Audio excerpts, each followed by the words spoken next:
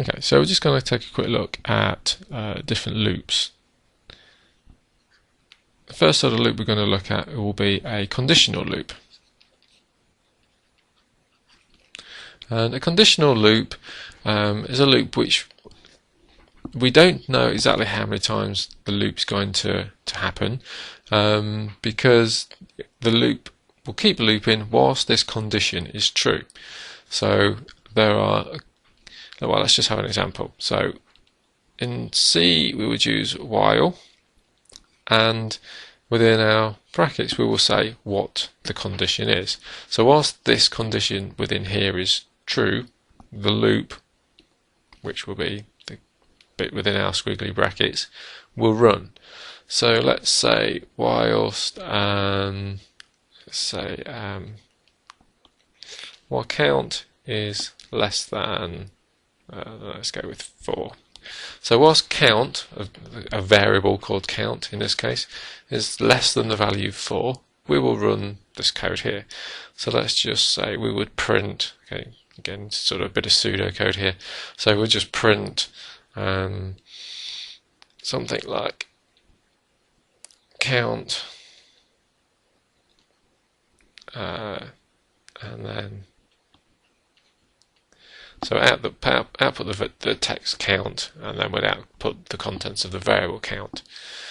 So we're going to do this while the count variable is less than 4. At some point we needed to have set up a variable called count. Okay, so we would have created a variable called count here, and we'll call it, also we'll give it a value of 0. So the count variable is initialized with the value 0, and within our loop somehow we need to get out of this, and we get out of it by count being equal to or greater than 4. But at the minute nothing is changing. If we go through this, we go while count is less than 4. Well, is count less than 4? Yes, it is, because count is 0. So let's just go sort of run this through if we can. So count is currently value 0. Is that less than 4? Well, yes it is. So we would do the loop. So we'll do this code. We would output count and the value of count, and then we would check again. Is count less than 4? Well, yeah, count is still 0. Is that less than 4? Well, yes it is. So we keep going round. So our problem here is that we're going to keep doing this loop forever and never actually quitting. So at some point we need to be able to get out of this loop. So we do need to change what's in count. So we need to do something to count. So in this case I'm just going to increment count.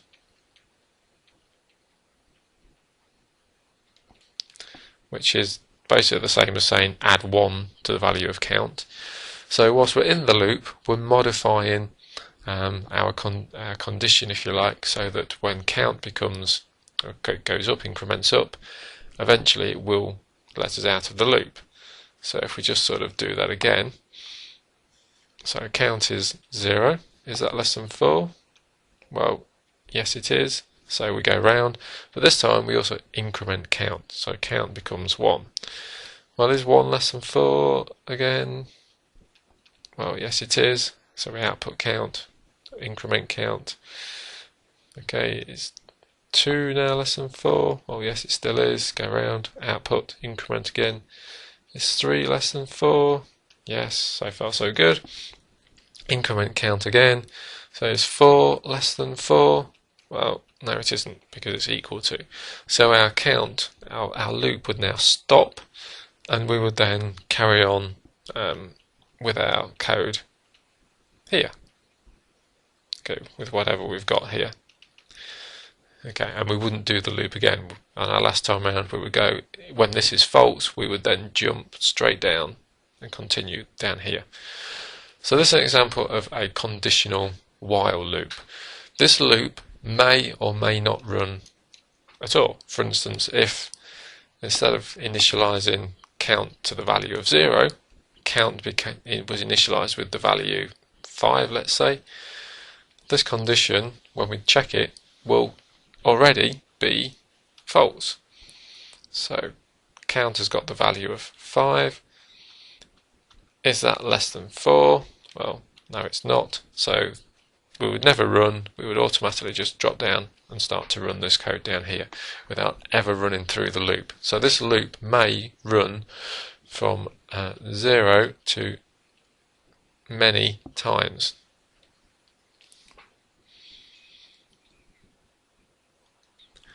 Now, we may have times when we want to make sure that the code within the loop happens at least once, and so far we haven't really got that to happen. So let's just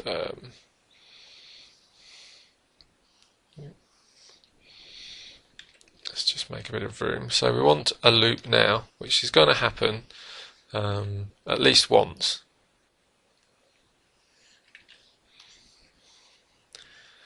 So if we keep our same loop code for now, so we want our loop to happen once. So instead of actually having our condition up the top here, we actually take our condition, and the condition then goes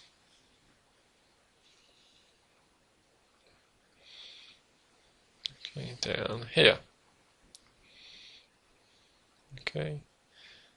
Oops. Stay still. Okay, so our condition for the loop now comes after our code. And in the place up here, we can't just start this, we need something. So we put the do command. So we would say do, actually we would say do in the right case, otherwise it will be an error, syntax error. So do. So we do this code and then we check the condition. So this condition may happen one to many times. So if count was equal to 5 here, we would say do this, so print count and the value of count, so we would get the output of count 5. We would increment count, so our count variable would still be incremented. Okay, so count is 5 at the minute, it would get incremented to 6. Then we would check our condition. What count is less than 4? Well, count is count less than 4? Well, no, it's not. So we would drop out. But we have actually run this code once.